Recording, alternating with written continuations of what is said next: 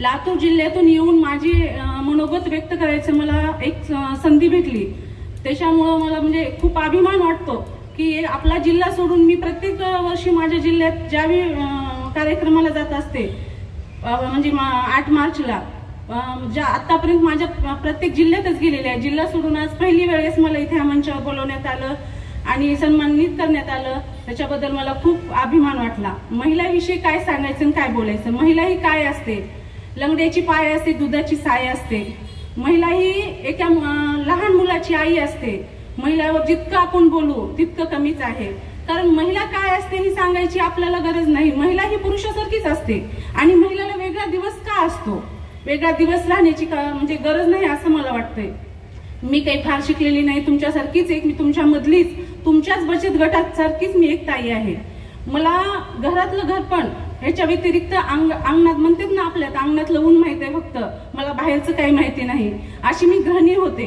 2001ला ज्यावेळेस मी बाहेर पडले, मला मोठा मुलगा झाला, माझ्या घरची परिस्थिती खूप नाजूक होती। मी माझी व्यथा एवढं म्हणून सांगणार आहे तुम्हाला, असं ह्याच्याच करता सांगणार आहे की आपण मनात जर म्हणजे निश्चय केला, आपल्या मनानं जर ठरवलं, तर आपण 100 रुपये एका मुठीत घेऊन लाख रुपये काय कोटी रुपये त्याची कसं करू शकता, हे तुम्हाला माझ्या म्हणजे स्वतः मी अनुभवलेल्या गोष्टी आणि मी केलेल्या गोष्टीतून तुम्हाला मी सांगणार आहे।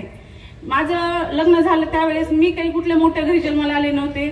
माझे वडील एक छोट्याशा कुटुंबातच मी जन्माला आलेले आहे आणि त्याच्यामधून आणखी माझ्या वडिलाला व्यसनाचे आहारी गेलेले होते। माझ्या आईने माझा सांभाळ केलेला, लग्न झालेलं, लग्न माझं एकदम लहान वयात झालं, माझं 10वी शिक्षण झालं, पण घरची पण इकडची पण परिस्थिती तशीच होती, नाजूक परिस्थिती असल्यामुळे मला घरीच बसता येत नव्हतं। पण बाहेर जाऊन काम करायचं पण म्हणजे मला शेतातलं काम माहिती नव्हतं, तरी मी शेतात गेले। 100 रुपयाचा रोजगार, जे आमच्या इकडे ऊसाचं प्रमाण जास्त आहे, नदी काठची आहे मला 3 एकर शेती आहे फक्त। त्यावेळेस ऊसाचं काम करत असताना अक्षरशः उन्हातून माझ्या डोळ्यातून पाणी येत होतं की माझा जन्म कशासाठी झाला। ज्यावेळेस मी आईची इथं होते त्यावेळेस मला वारंवार म्हणजे घरची परिस्थिती बघावी लागायची, इकडं आले इकडं पण तसंच, असं म्हणजे भरपूर वेळेस असं माझ्या मनात वाटायचं की माझा जन्म इथं बसण्यासाठी झालेला नाही।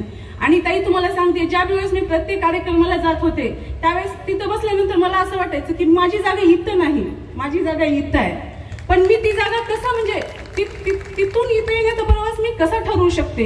प्रत्येक वेळेस माझ्या मनाला टोचलं जात होतं की मी तिथं नको, मला तिथं पाहिजे, पण माझं शिक्षण नाही काय नाही, मी कसं जाणार तिथपर्यंत। आपण इच्छा ठरलो तर आपल्याला देव पण म्हणजे आपल्या साक्षीला आपल्या म्हणजे प्रत्येक कामात यश भेटतच जाते। आणि मी एक 100 रुपये रोजगार करणारी महिला होते आणि 2001ला मला मुलगा झाला, त्यावेळेस आपल्याला सोनं नाणं आपल्या मुलाला घेऊन येते ना बघण्यासाठी, ते सोनं नाणं मी विकले, मुलाच्या अंगावर घालून काही जास्त पैसे होणार नव्हते। 2001ला मी ते सोनं विकले आणि एक पिठाची गिरणी घेतली। पिठाच्या गिरणीपासून माझा व्यवसाय सुरू झाला। पिठाची गिरणी घेतल्यानंतर माझ्याकडे भरपूर महिला म्हणजे पीठ दळण्यासाठी येऊ लागल्या, महिला येऊ लागल्या, गप्पा मारत बसलेल्या। मला त्याच्यातून लक्षात आलं की गप्पा मारता मारता आपण जर ह्यांना, आपलं एक 1200 लोकसंख्येचं गाव आहे, इथं काहीच भेटत नाही, तर आपण जर साड्या ठेवल्या तर, असं माझ्या डोक्यात आलं। आणि मी 13,000पासून साड्याचा बिझनेस सुरू केला। साड्याचा बिझनेस 13,000पासून एकच वर्षात माझा 1 लाखाला गेला। प्रत्येक महिला माझ्या जवळ येणारी त्यांची आवड निवड विचारायचं, मी अगोदर महिलांची गरज बघितली, आपल्याला करायचं म्हणल्यावर काहीच अवघड नाही। आम्ही 600 किलोमीटरहून येऊन आम्ही मुख्यमंत्र्यांना मुंबईमध्ये जेवण दिलं आमच्या महिला बचत गटाने। तुम्हाला तर इथं 2-3 तासच लागतात मुंबईहून येण्यासाठी। आणि मला असं वाटलं सुद्धा नव्हतं, ज्यावेळेस मी माझा कारभार करत होते माझ्या 1200 लोकसंख्येच्या गावात, ज्यावेळेस मी माझं काम करत होते त्यावेळेस मला नाही वाटलं की एक दिवस मी मोदी साहेबांपर्यंत जाईन, मोदी साहेब मला ओवाळतील आणि माझ्या असं म्हणजे मोठमोठ्या जागी माझे भाषण असतील, मला गौरवण्यात येईल, मला बक्षीस, माझ्या डोक्यात काहीच नव्हतं। फक्त माझ्या डोक्यात एवढंच होतं की आपल्याला जे देवानं दिले त्याच्या समाधानी न राहता आपल्याला नवीन काय करता येते, आपल्याला संघटन करून आपल्याला महिलांना घेऊन, आणि म्हणतात ना आपण जगाचे देणेकरी लागतो, आपण जर आपला जन्म झालाय कशासाठी झालाय तर 2 हातांनी घेणं आणि 1 हाताने देणं, ह्याच्यासाठी मी महिलांचं संघटन केलं। 2017ला महिला आमच्या गावात बचत गट स्थापन केले।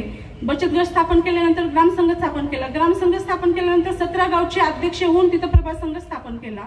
ती करत असताना मला फार अडचणी आल्या, पण मी अडचणीवर एकटीच न नसता माझं संघटन असल्यामुळे माझं 40 महिलांचं संघटन आहे. मला म्हणजे कुठली गोष्ट अवघड गेली नाही, आणि गेली तरी प्रत्येक महिलेचे वेगवेगळे विचार असल्यामुळे प्रत्येक महिलेच्या वेगळ्या विचारातून आम्हाला एक नवी आशेचं किरण भेटत होतं. ज्यावेळेस मी ती पिठाची गिरणी आणि हे चालवत होते साड्याचं दुकान, त्यावेळेस आशा कार्यकर्ती म्हणून माझी निवड झाली.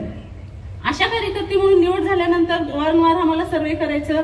सर्वे करत असताना माझ्या लक्षात आलं की ग्रामीण भागामध्ये आणखी महिलांना काय भेटत नाही. कारण आपली सवय कशी आहे, आपण बरंच काही करतो, उठल्यापासून झोपपर्यंत सगळ्यांची काळजी घेतो, प्रत्येक वस्तू जागेवर ठेवायची सवय, पण आपल्याला काय लागतंय ह्याच्याकडे आपण कधीच लक्ष करत नाही.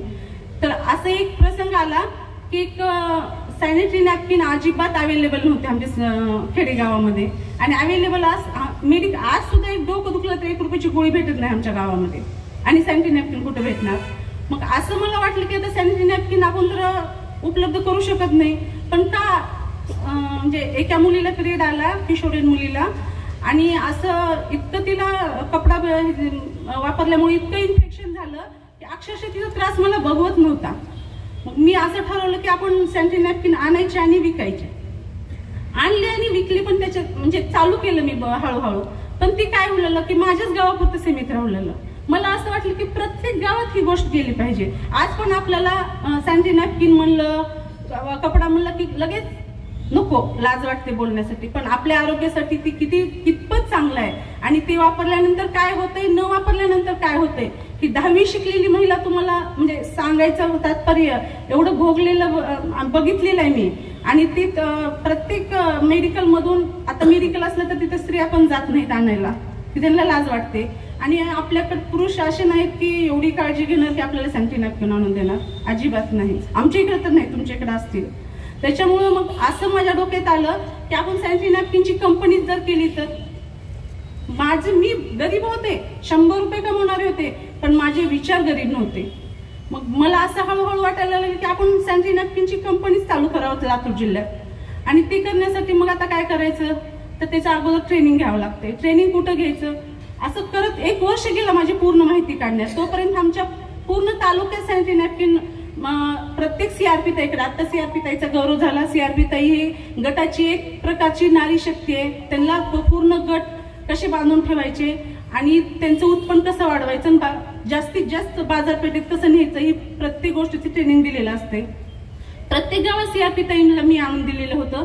पण त्याच्यावर न थांबता प्रधानमंत्री कौशल्य योजनेतून आम्ही 40 महिलांनी माझ्या गावापासून 20 किलोमीटर लातूर जिल्ह्यात, तिथं जाऊन आम्ही 6 महिन्याचं ट्रेनिंग घेतलं.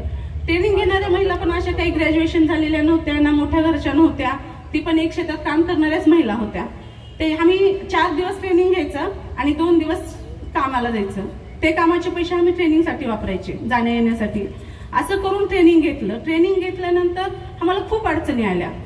ट्रेनिंग तर घेतलं, पण आता कंपनी कशी उभा करायची, कंपनी म्हणजे काय असते ही सुद्धा माहिती नव्हतं आम्हाला. आम्हाला वाटलं की कंपनी म्हणजे एखादी मशीन असते आणि त्या मशीनीतून आपल्याला चालू होते 2-4 लाखापर्यंत असत. पण त्याचं पूर्ण सेटअप व्हायला 25 लाख रुपये लागणार होते. 25 लाख तर मी कधी बघितले बी नव्हते. 25 लाखाला किती शून्य असते ते बी मला माहिती नव्हतं. ही करत असताना मग भरपूर बँक गावात गेले, पण आपल्या नावावर काही गेल्या म्हणा, कधी बी म्हणा आपण मरजुक नव्हे, आपल्या नावावर कोण नवरे सासरे कोण प्रॉपर्टी करत नाही, तर त्यांच्यातच वाटून घेतलेले असते. आपल्या नावावर काहीच नाही. कुठली बँकवाले लोन देणार आहे, कुठली बँकवाले लोन देणार, कोणच लोन देणार. आता काय करायचं, एवढं 40 महिन्याला 6 महिने सगळे लोकांना हसले. मला तर म्हणत होती की मला काय कलेक्टर झाल्यासारखं वाटतं काय एवढी 40 महिला घेऊन. म्हणजे मी कलेक्टर सुद्धा झाले काही दिवस, 10वी शिकून सुद्धा. असं म्हणल्यानंतर मग आता काय करायचं, की भरपूर पर्याय केले. बचत गटातून आम्हाला 5 लाखाची मदत झाली. 5 लाखांना आम्हाला, आणि हिरकणी महाराष्ट्राचा ह्या त्यावेळेस पुरस्कार भेटला होता 2.5 लाखाचा आमच्या गटाला. ते पण काही करून आम्ही गुजरातला, मुंबईला, इकडे तिकडे जाऊन मशनी हे ते बघितलो. काहीच होत नसताना माझ्या भावाने त्याची 1 एकर शेती विकून मला पैसे दिले, आणि त्याच्यात मी सॅनिटरी नॅपकिनची कंपनी चालू केली. योगायोगानं कोरोनाचा काळ आला. कोरोनाचा काळ आला, 1-1 लाख पगार असणारे पूर्ण कितीतरी मोठे अधिकारी गावाकडे आले आणि बसून राहिले. पण माझ्या महिला 1 दिवस सुद्धा बसून नव्हत्या. आणि व्यासपीठ भेटलं, आम्हाला कसं झालं, प्रत्येक घरापर्यंत जायचा आम्हाला मौका भेटला. आमचा सर्वे पण झाला आणि डोर टू डोर मार्केटिंग केली आम्ही. त्याच्यासाठी आम्हाला सीओ सरांनी परवानगी पण दिली होती. जिथं भेटत नव्हतं आणि जिथं भेटत होतं तिथं सुद्धा आमचे सॅनिटरी नॅपकिन चालले. आणि असं करत करत आज आमचे सॅनिटरी नॅपकिन आमच्या जिल्ह्यातच नाही तर 4 जिल्ह्यात जाते आणि आज 1 कोटीचा टर्नओव्हर आहे माझं. मला सगळ्यांना एवढं सांगा वाटतं महिलांना की आपण जर सुरुवात केली, आपण जर मनात ठरवलं तर आपण काही करू शकतो. घरात कसं काही करू शकतो, आल्या आल्या आपलं काय असते, काहीच नसते, पुन्हा सगळं आपलंच होते. तसं आपण मनात आणलो ना काहीही करू शकतो. सगळ्या माता भगिनींना माझी एवढीच विनंती आहे, आम्ही मिलेटचं